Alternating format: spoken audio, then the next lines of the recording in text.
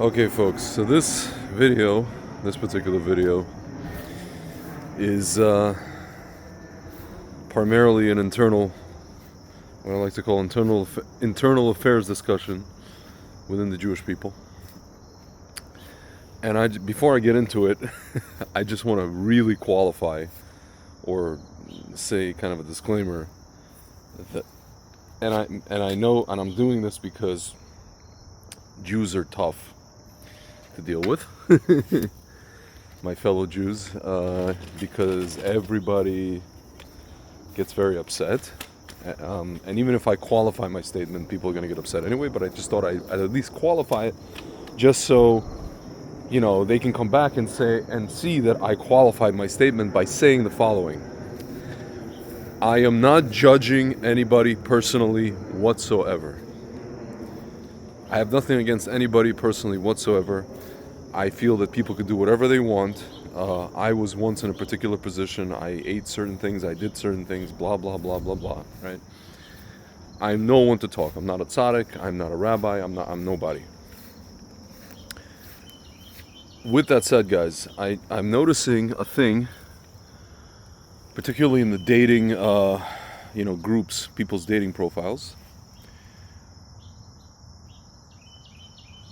that they will say regarding their, people like to put, regarding their, what kosher they keep, if any, right? Level of kosher.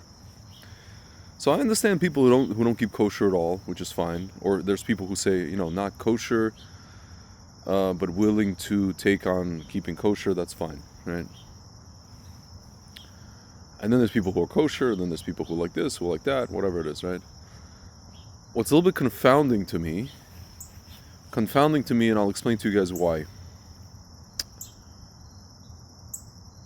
are the people who write, and there's a lot of them in America particularly, and when I researched this, I got to the bottom of where this came from, right? People who say, I keep kosher at home, but I eat dairy out. Meaning I eat dairy products out in restaurants, I guess, right? And I've been having a lot of discussions with people. They're telling me, well, listen, Tzvi, people grew up a certain way, and I guess they kept kosher all their life, and then I guess it was explained to them that dairy is not as problematic. If you go to, say, like a non-kosher restaurant, dairy is not as problematic, which I disagree with in terms of like the mechanics of it, right? You could go to a non-kosher restaurant, and there's things that are prepared in the kitchen that are literally treif next to the piece of cheese that you're gonna have, like say in a wine bar, they have prosciutto and stuff like that. But let's just take away that. I guess the issue for me with this kind of sort of combination, guys, and I just want to preface again, I just want to tell you, I grew up totally secular, traditional, right? But here's the kicker, right? It was a very unique scenario. We never had pork in the house, only because I think it was like my mother's family, even my father's family also. Both families never had pork in the house, but even in the Soviet Union.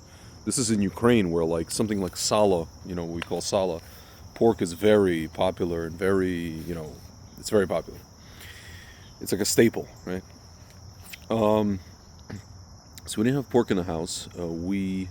I personally, I mixed, all the milk and meat, all that stuff, or meat and dairy. I had like chicken parm sandwiches. I had, I really miss. I was just saying, recently I missed Wendy's. What is it? The chili with cheese.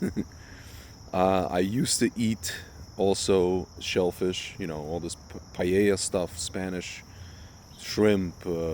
I used to get like surf and turf. Like steak and lobster.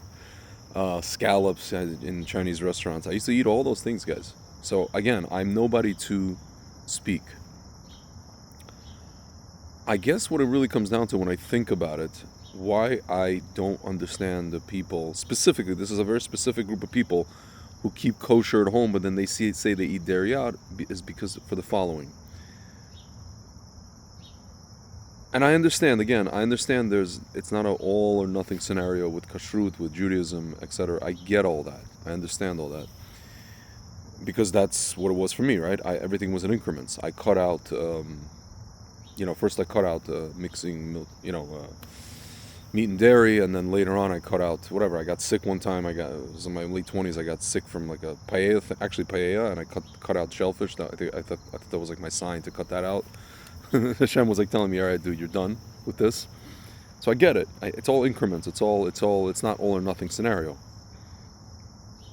But I guess for me, I look at, I thought about myself, what if I kept kosher at home, but then like I ate out at Treif restaurants? I would be literally living in two worlds simultaneously. And I guess for me, I have a big problem. I've always had a big problem with that, living in two worlds simultaneously. For example, guys, I became Bal Tshuva in Israel, right? I came back to America.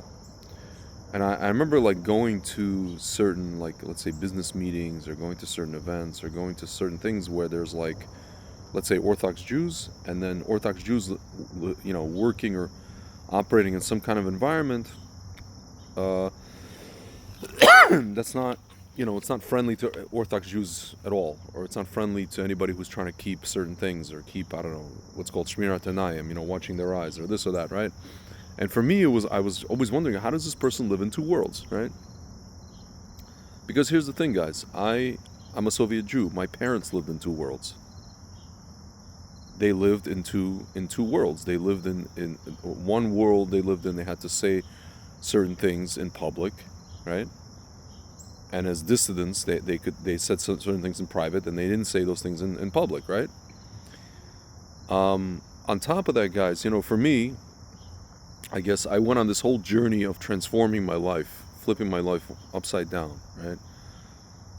Why did I do that? I did that because, again, I'm not putting myself on a pedestal. I'm not saying people could do whatever they want.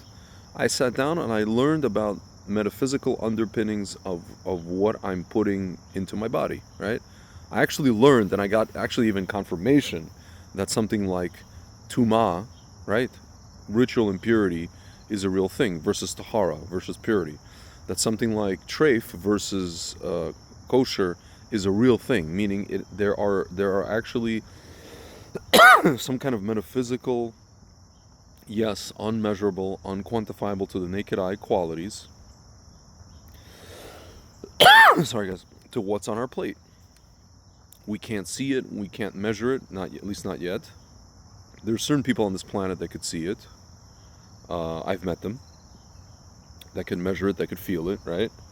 And these things are real. These things are very real to me. So, I guess the problem, or the thing that I'm like having trouble understanding, I guess I first need to tell myself that not everybody went through the same journey as I did, right? Again, these are people, and there were people explaining in the comments section when I posted about this. These people grew up a certain way. These people grew up like whatever, right? Keeping their family kept kosher, and they just want to, excuse me, hold on to a certain tradition, right? Which I'm not into tradition. I'm not into doing things because it's traditional, or because it's, people have done it, all this kind of thing, right? Meaning something is either real or it's not.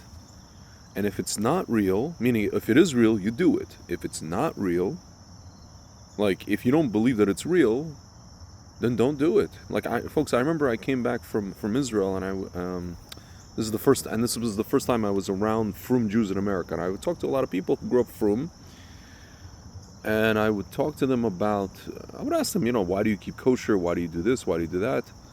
And they would just tell me straight up, because halacha says, or because the Torah says. And I'm just like, okay, so what? The Torah says a lot of things. Okay. Halacha says. That's not an explanation. You're describing to me the mechanics, the how. But you're not telling me the why, right? Then I realized that a lot of these people they simply don't learn, they don't learn our deeper sources, right? They don't learn Kabbalah, they don't learn Hasidut. When you learn those things, that's the sources, that's the Sfarim, that is the literature that we have that get into what's called spiritual mechanics, the spiritual technology of what's going on over here, right? What's going on when you shake a lulav? What's going on when you're sitting in a what is it called, in a sukkah, right? What's going on when you I don't know, what's going on Rosh Hashanah, right?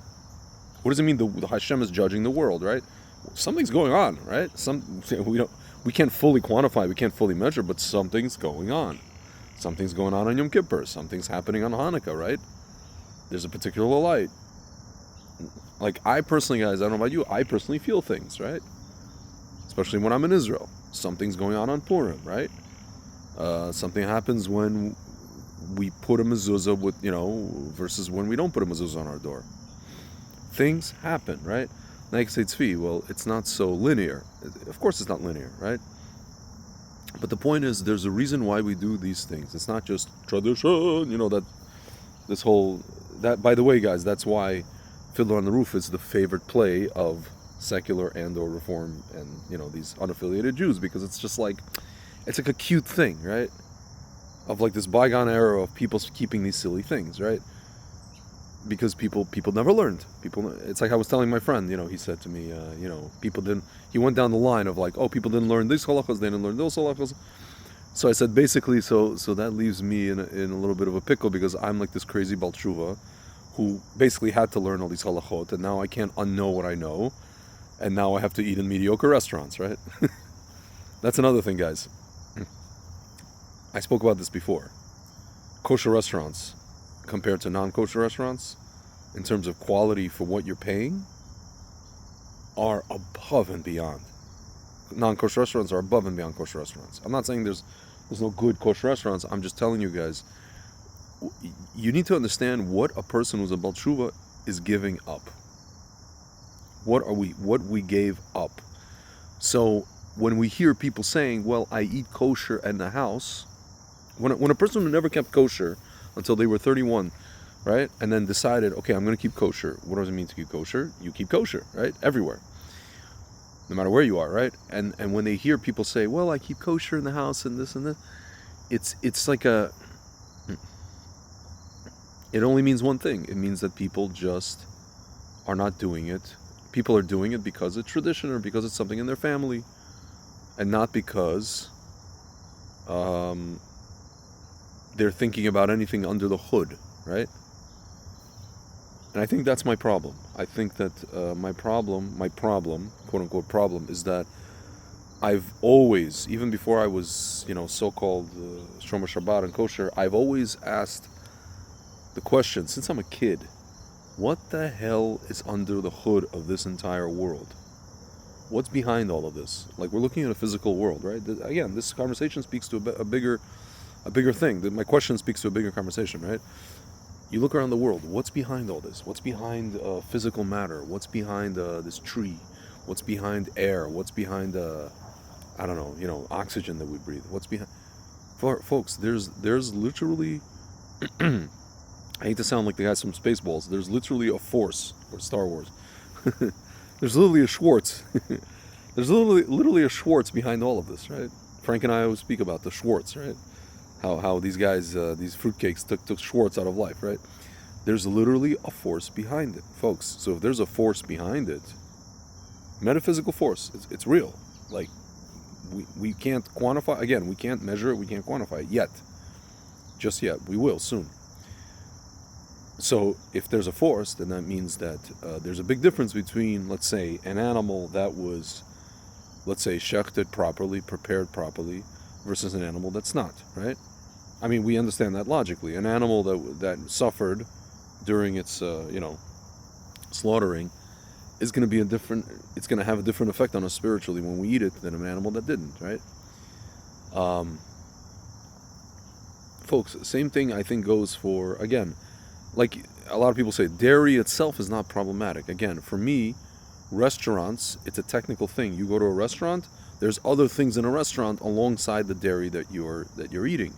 Folks, I work in the wine industry. I know for a fact, if I go to a wine bar, like a non-kosher wine bar, put aside the wine even for a second, right? They have cheese and they have prosciutto.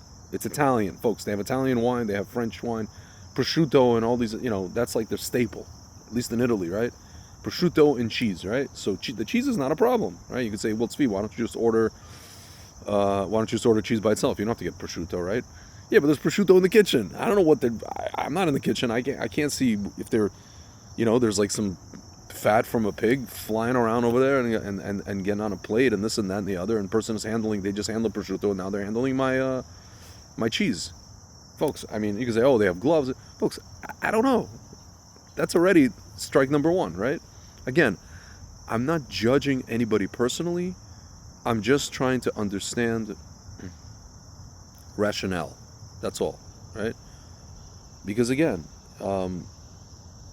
it seems to me that at the crux of the issue here, guys, is it's not about being orthodox. It's not about being a tzaddik. It's not about being whatever, holier than thou, and blah, blah, blah, blah, blah.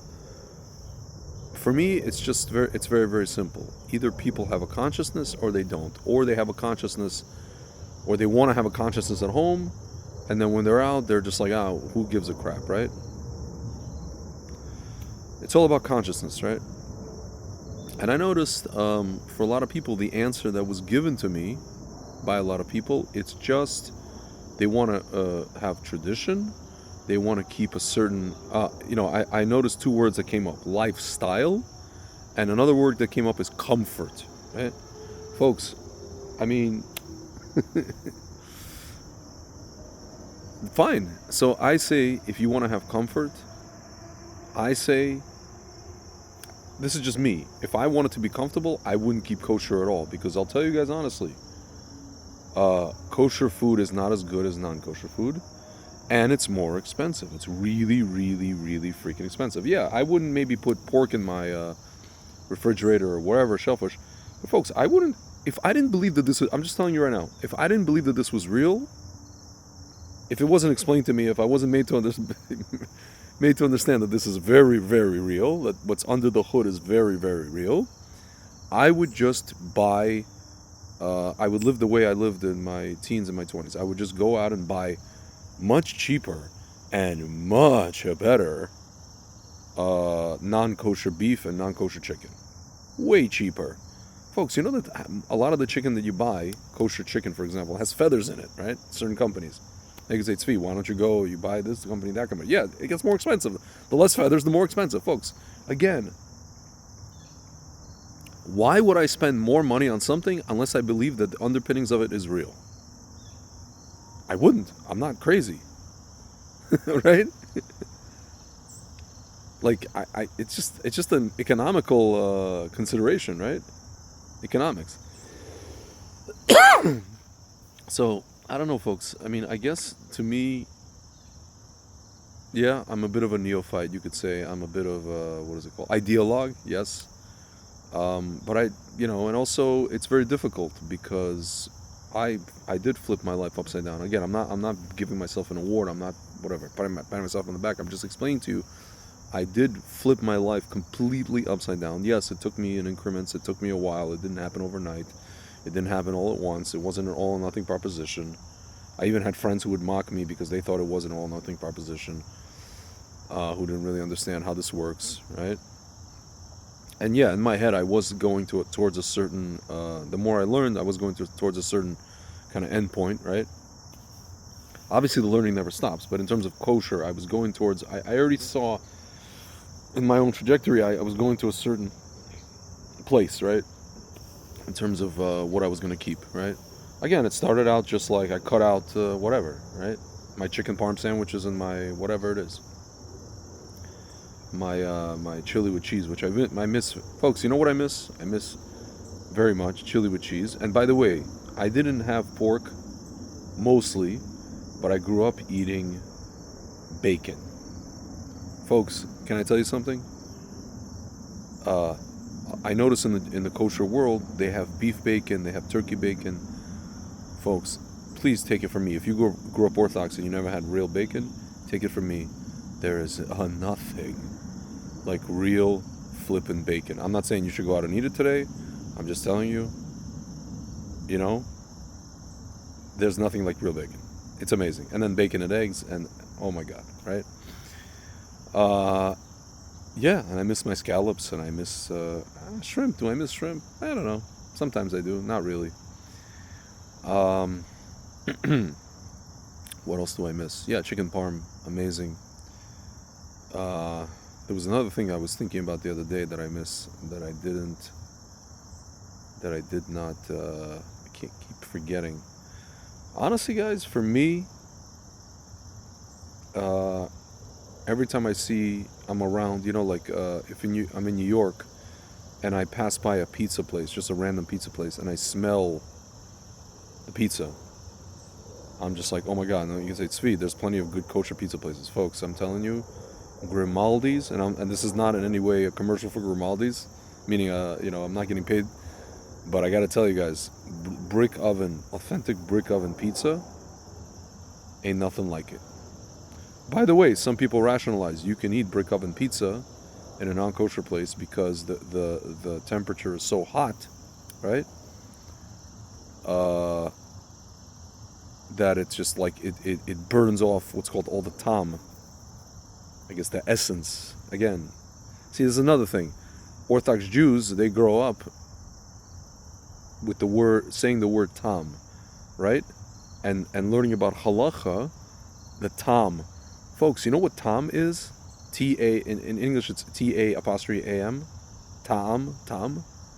The essence of something. Meaning, what the hell is that, right? Folks, you're not going to understand what that is unless you learn Kabbalah and Chassidut. Like, seriously, you're not going to understand what tam is. Ta'am. People say taste, like ta'im, like people in Israel say ta'im, tasty, right?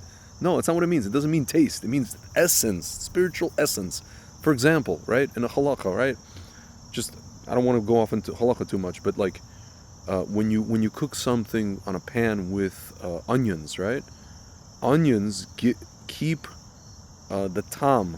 The tam latches onto onions for whatever reason. Onions and garlic.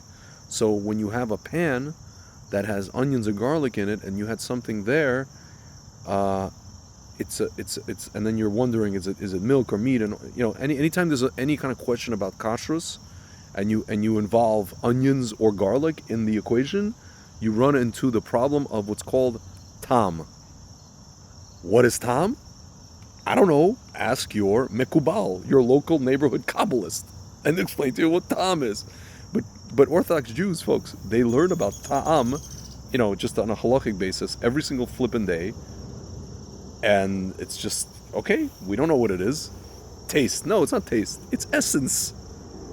Spiritual essence, metaphysical essence of a thing that absorbs into the thing, and we can't see it and we can't measure it, and it's just ta'am, right? That's what it is. So that's just an example, guys. So yeah, I don't even know where I was going with this. Yeah, guys. So I don't know. Not judging anybody personally. I guess for me, I'm just coming from maybe a different world. As a friend of mine used to say, coming from a different place. I'm coming from a different place. I'm coming from a different angle. I'm coming from a different just environment than what most people grew up in. Most people who keep, let's say, kosher in the home, but this out, blah blah, all this kind of stuff. Yes, there's increments, right? But for me, it was always, even before I kept anything, it was always about consciousness, right? Like, when I didn't keep kosher, I knew that what I was eating had a certain, whatever, spiritual effect on me. I knew that, right? I just wasn't in a place yet, or maybe just understanding yet, to eat certain things. And again, for me, it was like people telling me, oh, it's not as good, it's expensive. So I'm like, why am I going to do it, right? It's stupid. Doesn't make any sense. That's another thing, folks. That's a whole separate conversation. The prices in kosher restaurants is just, at least in America, oh my God. Don't get me started. Anyway, guys, yeah, so, I don't know. It's a little bit of a, and by the way, one more thing. Muslims have halal, right? They believe, rightfully so, that something that's halal, in their case, also has spiritual properties, right? And interestingly enough, guys, by the way, we have this whole thing with Muslims and Jews and blah, blah, blah, blah, blah, this whole, whatever, supposed animosity. But Muslims, no. Why do Muslims, you guys notice, a lot of rabbis have touched upon this. Why do Muslims, when they, in America, let's say, they move into areas, neighborhoods that are close to Jews? Why? Why? Think about it. Because kosher is by default, what is it? Halal is not kosher. Like halal is not kosher for us because you don't have the certain mechanics that don't suffice to be kosher, right? Of halal preparation. But kosher is default what? Halal. So a Muslim knows that he can go into a kosher supermarket and buy anything, and it's going to be halal. It is for sure halal for him, right? It's not the other way around, but for him it is. So they know they're not going to get whatever their version of trace. They're not going to get chazir, right? The only issue for them is I think it's pork. Generally speaking, they're allowed to mix milk and meat. I think they are allowed to eat shellfish. I don't know if they do. I don't know if it's such a staple of their diet. You know, you have these fishermen in Arab fishermen, especially in Gaza. They fish for they try to catch like shrimp and stuff and all these kind of things. Yeah, folks. So, and they believe in this stuff, right? They believe in it. They believe in the metaphysical underpinnings of what this is. They're never going to eat. For them, folks, for them to put a pig in their mouth, oh my goodness, it's like worse than for a Jew, in the mind of a Jew, to put a pig, to eat a pork. Even the most so-called non-Orthodox Muslim will never eat unless he's totally, he's like, screw this, and I'm gonna do whatever I want. Leaves the community, let's say. But they believe it, folks. So really, I think the underpinning of this whole almost 30-minute discussion, at least for me, is something real or is it not real? Is there something under the hood, or is it just, as Tevye says, tradition? In my opinion, for me, not my opinion, but for me, tradition never really suffices. You're not going to get me to do anything just because it's tradition. Just, I was talking the other day, that's why I never, in college, I never joined the fraternity, because I don't do well with tradition. I just don't do well with, when people say, this is how it's done. Okay. If you don't explain to me why it's done that way, what it gives me spiritually, or maybe there is a punishment for it. I didn't even mention that in this discussion, right? A friend of mine said, I'm not going to do this because some rabbi said there's a, Gehenna or punishment. No, I didn't even mention that. But if you're not telling me what's under the hood of what I'm doing, if you yourself have been doing it all your life and you yourself don't know what's under the hood or what the word ta'am means, and I came to this at age 31 and I know a little bit more than you what ta'am means, again, I'm not a tzaddik or a scholar, then we have a little bit of a problem. So I think that's where this discussion stems from, at least for me. I think that's where I run into the problem. Let's say, again, not judging anybody personally. Again, guys, I don't know how many times I have to say this. People could do whatever they want. They can eat this at home. They could eat that in a restaurant. My whole thing is just like, know what you're putting in your body, and it's not only in your body, it's in your soul. So, if that's real to you, to me, it's real. Anyway, guys, I've exhausted it. And, all right. We'll get back to our regularly scheduled programming regarding what's going to be the next topic. Probably something interesting. We'll see. Peace.